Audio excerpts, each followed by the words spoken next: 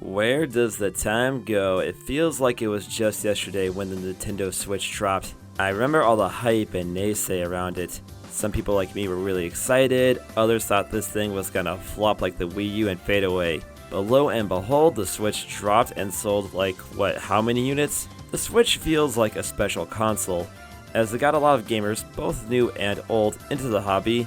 And as far as I know, it's the first true console portable hybrid that, worked. So with it being the 5th year anniversary of the Switch, I thought it would be fun and fitting to look back at the system since 2017. Now I'm not going over every Switch title, I mean look at all these games, nobody got time for that.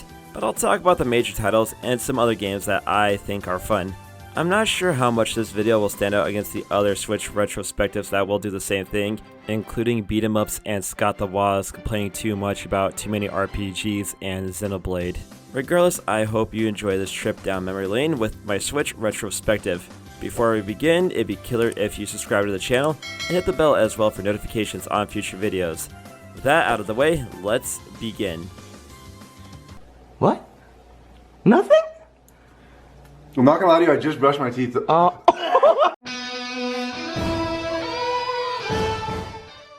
The system launched in March of 2017. It was an interesting time to launch a new system. I mean, logic says you should launch your console around Christmas time to get the holiday rush, but I guess having a month to yourself is a better idea. Regardless, Nintendo's idea worked. I remember biking as fast as I could after work across Fukui to get to the game store to pick up my Switch with Breath of the Wild and Puyo Puyo Tetris. I got home, quickly set the thing up, and got to enjoying Breath of the Wild. I even pulled some strings and got the following Monday off so I could enjoy more Breath of the Wild. And I cannot understate how magical of a game this title felt. In terms of a launch game, I couldn't think of a better title to come with the system. Okay, yeah, I was on the Wii U, but whatever. Breath of the Wild just felt so open-ended and so contemporary compared to a lot of the Nintendo titles on the Wii, Wii U, or 3DS. And it seems like I'm not the only one who really liked the game, as Breath of the Wild sold a lot of units and got a ton of new people into the franchise, and got a lot of critical acclaim. And I think it got the Game of the Year awards from some douchebag who does a lot of promotions for other companies. I actually have a lot to say on Breath of the Wild, but for now I'll just say that this is easily one of my favorite Zelda titles and a much needed breath of fresh air for the series. I was so addicted to the game when it first came out that I almost didn't go to the party that same weekend. Getting fucked up and getting laid versus Zelda, which one wins? Who am I kidding? I just went home that night and played Zelda. The other game I got with my Switch was Puyo Puyo Tetris, which was fun. I also had Fast RMX and Voice at or near launch, and both games are fun on the bun. A problem with a lot of system launches, hell all system launches when I think about it, is that they focus too much on the launch and then forget about the next 6 months until the games start flowing in. A lot of launch games coming from Ubisoft, funnily enough. Nintendo had the right idea of spacing out their major releases. Almost every month since launch had a major Nintendo release. Even if they didn't appeal to you, I still think Pokken is boring as sin. There's at least something to look forward to. Mario Kart 8 Deluxe is fantastic, Splatoon 2 ended up being another killer app for the Switch. I like Splatoon well enough, I'm just not obsessed over it like a lot of Switch owners are. And to Splatoon's credit, I think that this is the game that solidified the Switch as a major success. I mean, already at that point it sold hella units, but whatever naysayers were around seemingly vanished after Splatoon 2. Oh yeah, there was also ARMS. Weird title. I thought it was interesting, but the lack of button mapping at launch and the general lack of content made me abandon the game soon after. So is ARMS 2 ever releasing? Who knows? It seems weird to put Min Min in Smash and then do nothing with the series unless ARMS 2 is being secretly worked on some dark corner at Nintendo. Instead of making a sequel to Kid Icarus Uprising, I'm gonna keep bringing that up, Nintendo! The other major games I got into were Fire Emblem Warriors, which was an excellent Warriors game.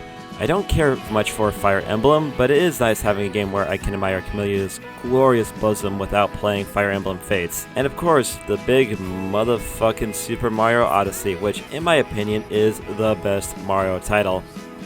Absolutely adore that game, and I still play it from time to time. And the two Sonic titles released that year were really fun. Mania was great, nostalgic fun, and I personally had a fun time with Force's unpopular opinion. The year ended with probably my most anticipated title of the launch year, which was Xenoblade Chronicles 2. I went all out on the title. I picked up the collector set, got the Pro Controller, that got the fucking drift. Fix your shit, Nintendo! It's amazing that my GameCube controller from like 2004, 2005 Works great in 2022, but my Switch Pro Controller that I got in 2017 got the drift and hasn't been able to get fixed. Nintendo, fix your goddamn joysticks. I spent a ton of time playing Xenoblade Chronicles 2, clocking in at 75 hours. I was really hot on it at the time, but after letting the title set in, it has issues. The gacha mechanics were annoying, there was too much busy work, the One more thing! style of side quests got old fast, the plot is nowhere near as interesting as the other Xenoblade titles, and finally, Rex might be the wackest JRPG hero ever since Come in a Can Van. He's such a stock shonen hero and is wearing an outfit that makes it look like Sora shops at Louis Vuitton. And compared to other stock shonen heroes, he doesn't have the development or the plot influence to make him very interesting. I think if Pyra and Mithra were the sole protagonists of Xenoblade 2, or at the very least Rex was more interesting, Xenoblade 2 would have been better off. Also, Tora and Nia can fuck off. Nia isn't even that hot, like what am I supposed to do with this Welsh bitch? Monolith, hire better voice actors. Still, I do think the game is good, just not amazing. And that wraps up 2017. Overall, a solid intro year for the Switch, and things are only looking good from here.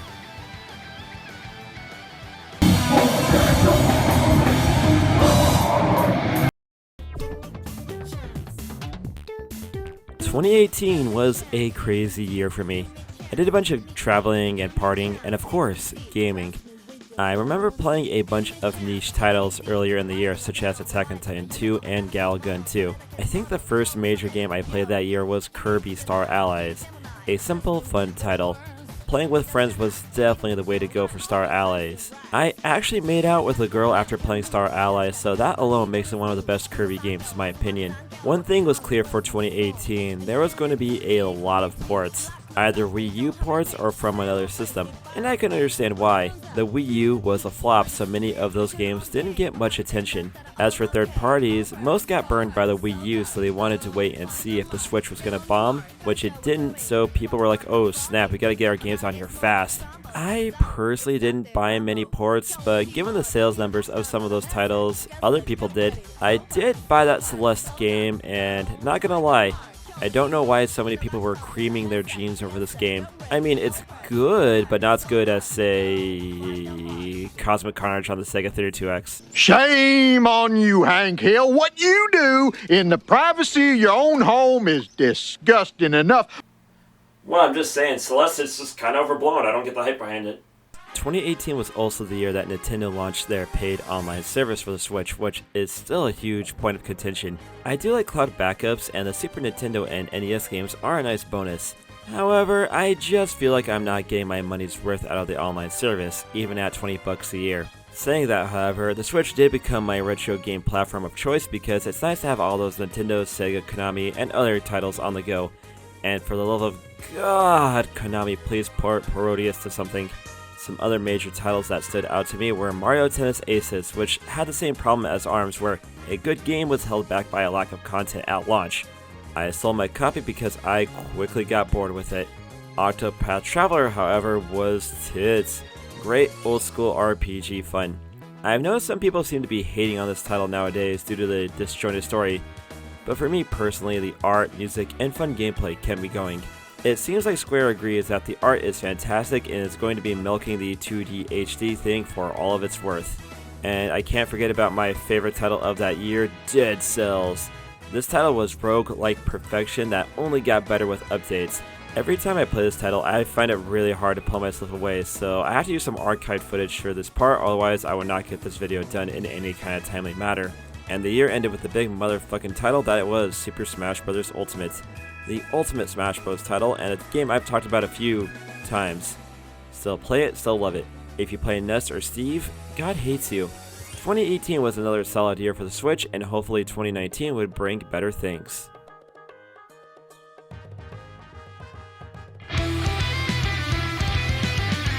And 2019 is here. Not gonna lie, didn't do much gaming at this time.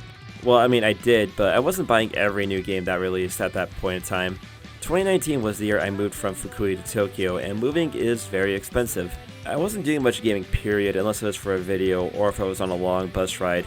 Still, I did pick up a few titles here and there. The Final Fantasy X port was nice as you got 10 and 10-2 on the same cart, and one of my personal favorites, Dragon's Dogma, released on the Switch too. I really want to do a video about Dragon's Dogma at some point because it is so amazing.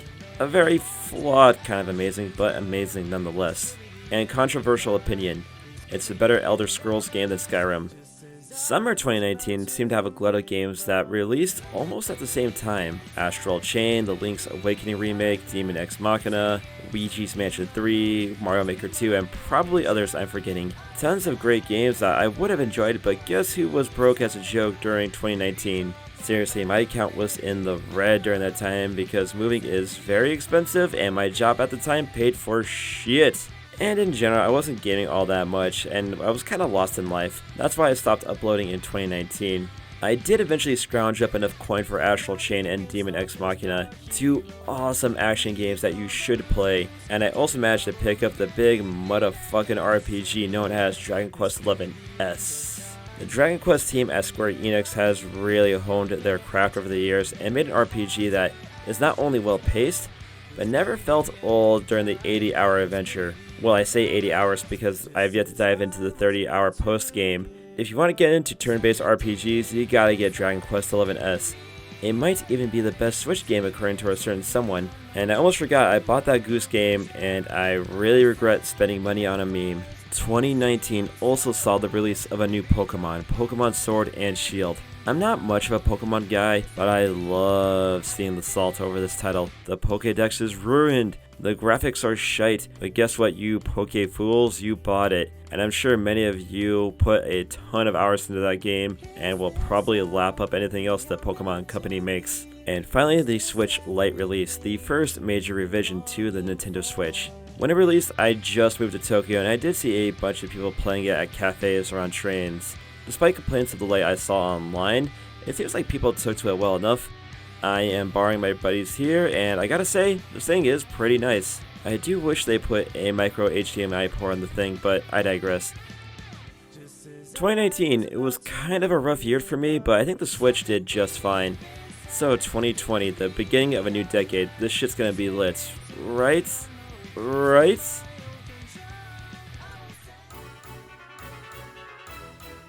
...2020 was definitely a year. Let me give you my feelings at the start of the year. Man, oh man, that concert was fucking lit. And then we got EVO Japan 2020 this weekend. Man, lots of cool stuff happening in Tokyo in 2020, but gotta check Twitter before I go out again. Corona pandemic. You mean like the beer? What a way to start the decade, a global pandemic that changed the world. The result of the pandemic was twofold. Many people staying at home and games getting delayed while companies figured out this whole working from home thing. From what I've heard, lots of companies such as Nintendo and Capcom were internal messes trying to adapt to remote work. As a result, a lot of games that would have been released in 2020 were probably delayed until 2021 or beyond. For me, the start of the pandemic was awesome because I got paid for 2 months to do jack shit besides exist. While stuck at home, what games did you play? Most of my friends were asking if I had Animal Crossing, to which I replied, no I don't. I was saying balloons. Sue me, I could never get into the Animal Crossing games. Plus the PlayStation had hella games that occupied my time during those 3 months when Japan's shut down. For the love of God, play Sakura Wars, it's so good. In addition to new games, I did clear out some of my backlog.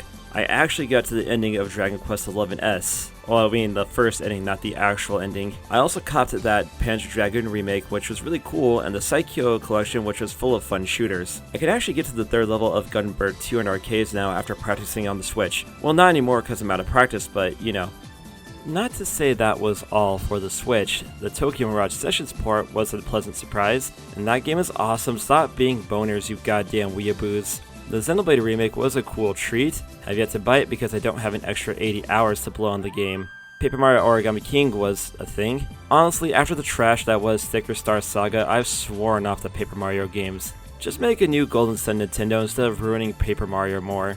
Age of Calamity was also pretty fun. I felt like it wasn't as fresh as Hyrule Warriors, but it's still a worthy play. That said, the performance on the Switch leaves a lot to be desired, and it shows that games on the Switch are going to have a hard time keeping up with games getting bigger and bigger, and the Switch's hardware not getting any major updates. Age of Calamity isn't unplayable by any means, but it just makes you wish the Switch was a bit stronger. Some other surprises for me were the No More Heroes games coming to Switch. The ports are awesome and these games are still awesome. And Crimson Clover is easily the best and most accessible bullet hell shooter I've ever played. It's not a looker, but holy hell is this game addicting. My best advice is get the tallest Monster or Rockstar energy drink from the shadiest gas station in your town. If you're in Albuquerque, New Mexico, anywhere on Zuni will do. Just butt chug that and then you'll be prepared for the challenge that is Crimson Clover. 2020 was a weird year, to put it mildly. Lots of things changed, and the pandemic changed a lot of things. Thankfully, the games are here to comfort us and give us that brief escape from our terrible reality. 2021 is just around the corner, so let's see what's in store.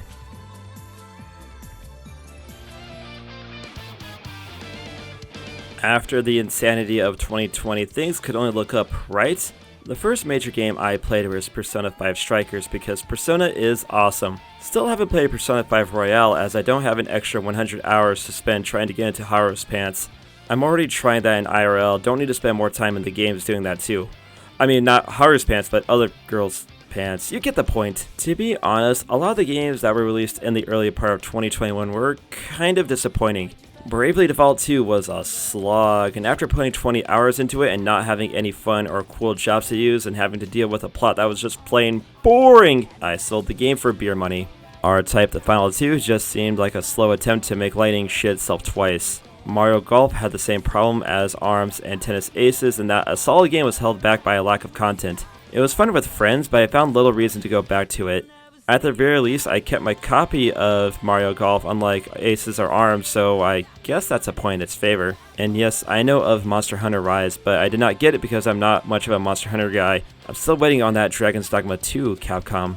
So the early part of 2021 was a bit of a wash. Thankfully, the latter half of the year picked up with titles like The Surprise of Metroid Dread, a beautiful return to form for the series. Neo The World Ends With You was a much improved sequel to the cult classic.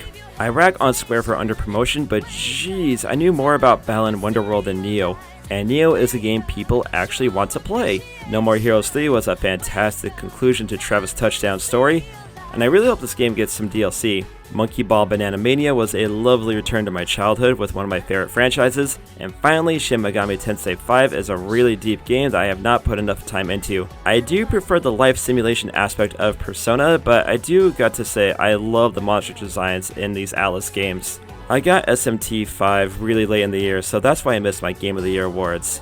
2021 for the Switch started kinda rough, but ended with some solid titles.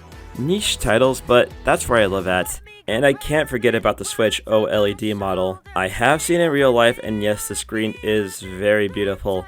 If you play your Switch a lot in handheld mode, or if you're thinking about playing it in handheld mode at all, I do say you should probably just get the OLED model instead of the base model. But for me, as someone with a perfectly functional launch Switch, I couldn't find any reason to upgrade to the OLED, as there's no real hardware upgrades to the Switch itself besides a few minor upgrades and of course the better screen. For me, 2021 was a bit of a rough year. I won't get into it now, but because of that roughness, I wasn't gaming a whole lot last year. Still, the few games I did play in 2021 were really fun and were perfect for the weirdo I am.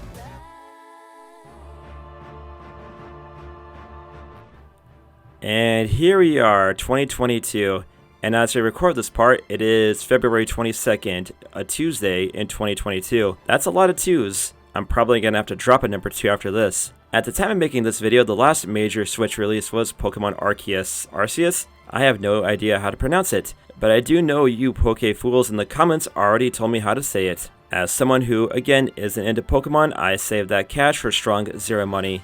Money well spent. Oh yeah, there's no way I can make this video without mentioning the travesty that is the Kingdom Hearts port on the Switch. You think having all these games on the Switch would be sweet and easy to port on Square's end, but no, they got lazy and did the cloud versions. What that means is you have to be online at all times to play them, which kind of goes at odds against the portable nature of the Switch, and the ports themselves suck.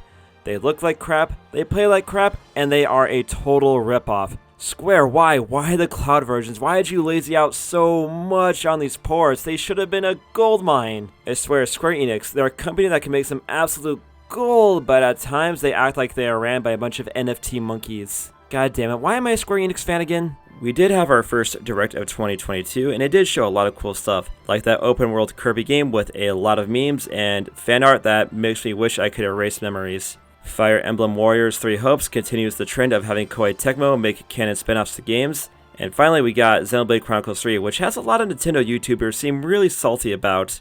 Sorry whack-ass Pikmin 4 hasn't happened yet, but maybe if it had some anime tits in it, people would give a shit. The year has only just begun, so I'm excited to see what Nintendo has in store for the Switch and 2022 and beyond.